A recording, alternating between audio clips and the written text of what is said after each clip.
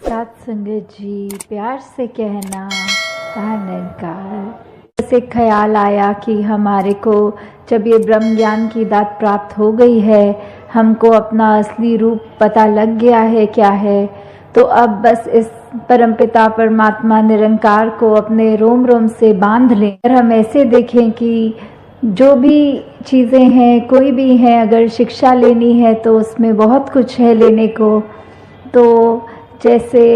हम सब यही यत्न करें कि सेवा भी कर सकें, सुमिरन भी अधिक से अधिक करें, और सत्संग का भी ये जो इतना हमें सौभाग्य मिला है, तो इसमें भी आके एक असल रूप में इस निरंकार, इस परमात्मा के साथ ऐसे जुड़ जाएं कि ये लिफ्ट कभी टूटे नहीं, और हमेशा हम चाहे कोई भी कार्य कर रहे हों, जिस प्रकार हमारे श्वास चल रहे होते हैं और कार्य भी होते रहते हैं साथ साथ, वैसे ही हम इस तरह इस प्रभु निरंकार के साथ एकमिक हो जाएं कि कुछ भी हो पर इसी में ही जी रहे हैं, ये एहसास बना रहे। तो आज ये जो हरदेव वाणी का जो ये शब्द चल रहा है, तो उसकी पंक्तियाँ कैसे मनुष्य को ये बात बताई जा रही है कि मन के भाव जो इंटेंशन होती है, और उसमें अगर क्या है, अगर हमारे यहाँ जो एक इंटेंशन है, एक हमारा भाव है,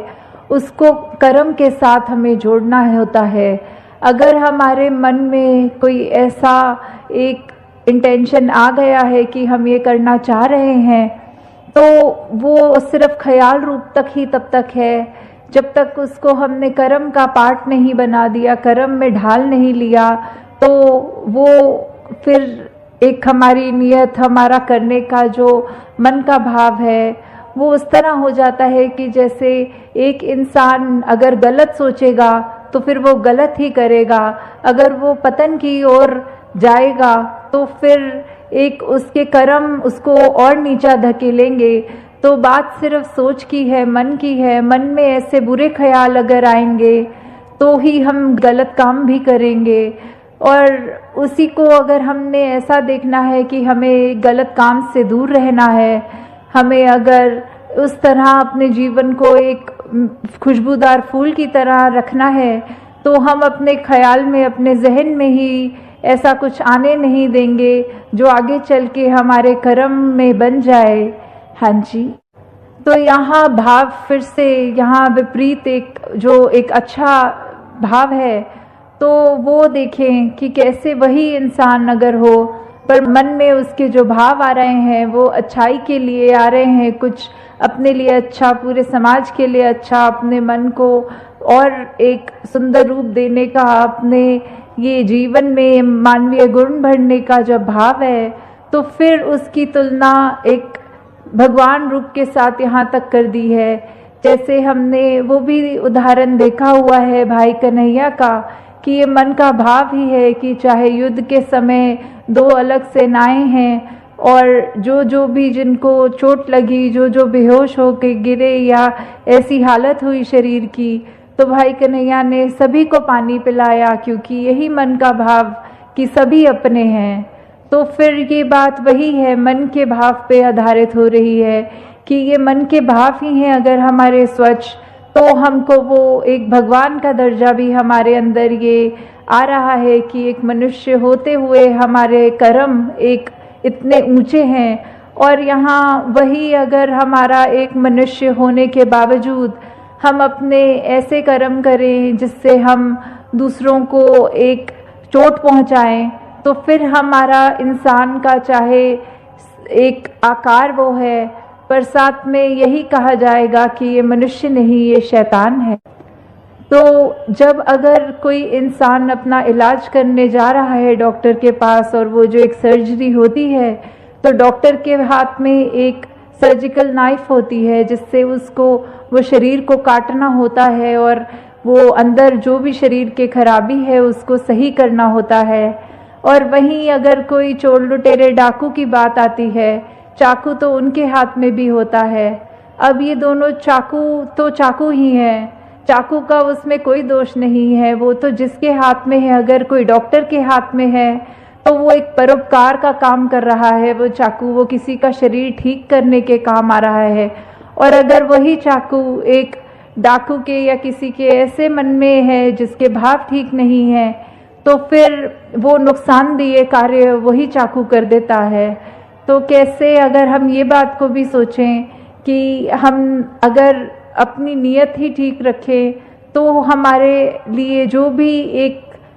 एक सामान है, एक इस दुनिया में जहाँ विचरण कर रहे हैं, पदार्थ हैं हमारे, हमें कैसे उनका हमेशा सदुपयोग ही करना है, ये मानते हुए कि परमात्मा ने दिए हैं तो बस उसका शुक्रिया है। और जो भी हमारे पास साधन है उसको सिर्फ परोपकार के लिए ही लगाएं। हाँ, तो यही उदाहरण आगे बढ़ता हुआ कि डॉक्टर ने तो फिर उस चाकू से रक्षा करी है एक इंसान की, और डाकू ने उसी इंसान को नुकसान दे दिया। तो ये बात ऐसी है कि नियत की ही बात है कि जब एक अच्छा कार्य हमें करना है, हमने उसकी तरफ अपनी ये ध्यान लगाया और सोचा इसको एक रूप दें अच्छा, तो वहीं से ही अगर जिस तरह हम सत्संग में भी आना चाहें, तो हम अपने घर से जब निकलते ही हैं सत्संग के लिए, तो ही हमारे मन में वो अच्छे सुंदर भाव आते हैं कि आज सत्संग जाना है, कुछ सीखना है, अपनी ज़िंदगी को और बेहतर करना है। तो वैसे ही एक अगर हम यात्रा अपनी कर भी रहे होते हैं, उसमें भी हमें ये निरंकार का एहसास लगता है कि टाइम से सत्संग पहुंच जाएं, अच्छे से महात्माओं जो भी बोलेंगे, किस रूप में बोलेंगे वो सुनेंगे भी, तो भी हमें अपने उसके बाद सत्संग का जब समाप्ति हो जाएगी तो कैसे वो सब भावों को अपने मन में बिठा के, अपने मन के भावों को शुद्ध करके अपने कर्मों में वो जब तक बातें नहीं डालेंगे तो उसका कोई फायदा नहीं होगा। तो ऐसे ही इसी उदाहरण में भी कि ये डॉक्टर और चाहे एक डाकू की बात है, पर हम इसको किसी भी एस्पेक्ट में देखें, बात सिर्फ इतनी है कि मन अगर हमारा शुद्ध है, हमारी सोच शुद्ध है, तो हमारा एक भाव के बाद हम उसको कर्मों में भी एक शुद्धता डाल सकते हैं। तो कैसे एक इंसान का जो आकार है वो डॉक्टर का भी वही होता है, डाकू का भी वही होता है, एक अच्छे इंसान का भी एक मूर्त इस 2 आँखों, 1 नाक, होठ, कान ऐसा ही दिखता है इंसान वो। पर बात ऐसी आती है कि इंसान को देखकर हम ये जज नहीं कर सकते कि वो कैसा इंसान है। दिखने में सभी इंसान एक जैसे हैं, पर अगर हमें यही देखना है कि कौन इंसान कैसा कर्म कर रहा है, उसी से हमें पता लगता है कि हमें इस इंसान के पास जाना है, ये तो बहुत अच्छी बातें करता है, इसका जीवन देखो कितना सुंदर है, हमें इससे शिक्षा लेनी है, हमें इसके जैसा बनना है। और वहीं दूसरी ओर अगर इंसान हम ऐसा देखें जो कठोर वचन भी बोल रहा है, खुद भी परेशान है, औरों को भी परेशान कर रहा है, तो हम हरगिज़ उस इंसान के पास नहीं जाना चाहेंगे। तो इंसान ही है, ये 5 तत्व जो है वो हर इंसान में है, पर हम अपनी सोच, अपने दिल, हमारे पास जो ये चेतनता है, ये ब्रह्म ज्ञान है, हम उसका कैसे सदुपयोग कर रहे हैं वो हमारे हाथ में है। हम कैसे अपने जीवन की दिशा को कहाँ ले जाना चाहते हैं ये भी हमारे हाथ में है। हाँ जी। एक बुराई करता हरदम, एक भलाई करे सदा। तो कैसे ऐसा ही इंसान जो हमेशा उसके पास अगर तो उसकी, जैसे अभी ये डॉक्टर का ही उदाहरण चल रहा है कि कैसे अगर तो एक डॉक्टर की भी मति खराब हो गई तो फिर उसको भी अगर वो सर्जिकल नाइफ मिलेगी तो उसने भी नुकसान पहुंचाना है। और एक अगर डाकू का भी उस समय हृदय में प्रवर्तन आ जाए तो उसने भी वो चाकू हाथ में होते हुए किसी के चोट नहीं पहुंचा सकता।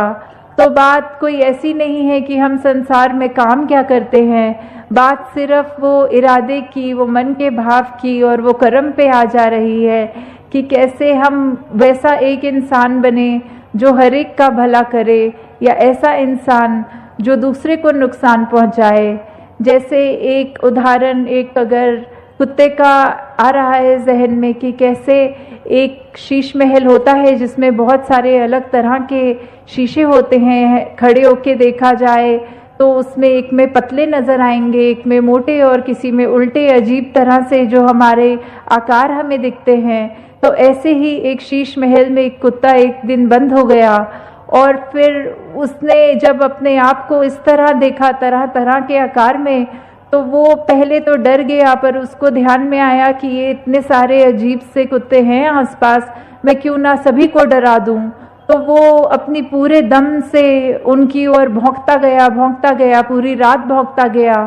और सुबह जब उसको शीश महल में और कोई व्यक्ति घुसे तो देखा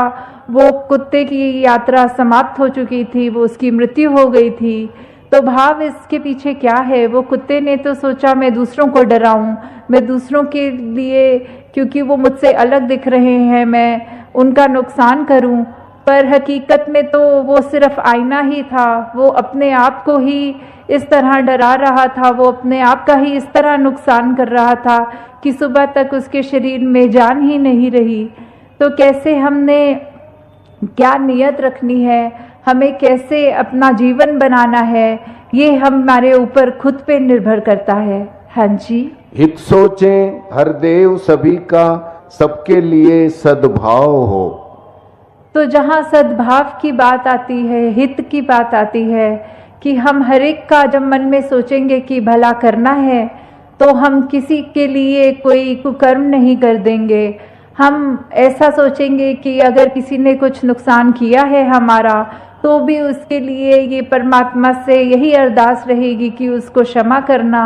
उसके अंदर अगर कोई भाव बिगड़ रहे हैं, तो उसकी मति में अगर कुछ खराबी है, तो दातार उसको ठीक सोच बख्शे, दातार उसके कर्मों को सुधार दे। और कैसे फिर वही उदाहरण आ जाता है फूल का कांटों का, कि कैसे शायर भी एक फरमा रहे हैं कि फूलों ने तो निभा ली कांटों से, पता नहीं इंसान किस दिन इंसान से प्यार करेगा। कि कहाँ ये चोट पहुंचाने वाले जो कांटे होते हैं, फूल तो उनके साथ विचरण कर रहे हैं, फिर भी उनसे नफरत नहीं कर रहे। ये पता भी है कि फूल की पंखुड़ी छुएगा अगर कोई व्यक्ति, तो उसके हाथ में खुशबू होगी, पर फिर भी अगर उसी के फूल के नीचे थोड़ा हाथ पंखुड़ी से नीचे लग जाए तो कांटे चुभेंगे उस इंसान को। तो ये बात जानते हुए भी फूल कोई अपना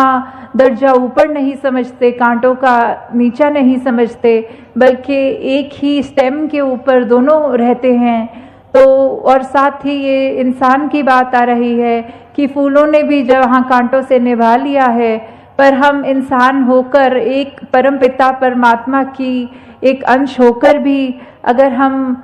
आपस में एक दूसरे से नहीं बोल पा रहे हैं, मन में भेद रख रहे हैं, जाति पाति का हो चाहे रंग का हो, किसी तरह का भी अगर हम दूसरे को अपने से नीचा सोच रहे हैं, तो ये हमारी ही सोच में इस तरह हमें निरंकार का एहसास में रंगे रहना है 24 घंटे।